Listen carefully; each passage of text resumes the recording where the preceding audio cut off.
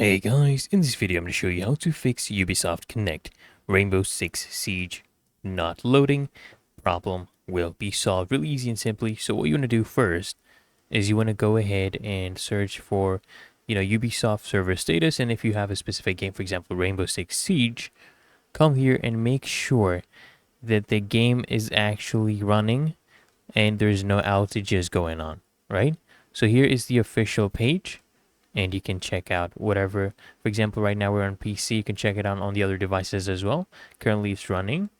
And what you can also do is you can go ahead and restart this Ubisoft Connect, restart your game as well.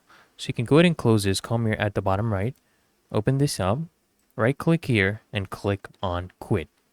Okay.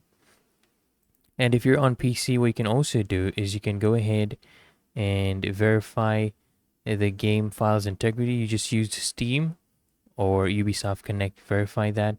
Make sure your internet connection is stable. And then what you can do is right click here on your start button, click on Task Manager. What we're going to be opening now is the Task Manager, and we're going to be closing anything that is consuming a lot of CPU and a lot of RAM. Okay. So as you can see right here, this is my PC. So let me go ahead and make this full screen. All right, let me go ahead and... All right, now come here, choose any app that you know is taking a lot of your memory. Click on that and then just end task. So we're getting rid of all the background apps that we do not need or we're not using. And then what you can do is come here, click on search and search for firewall. So we're going to go to our firewall and network protection settings.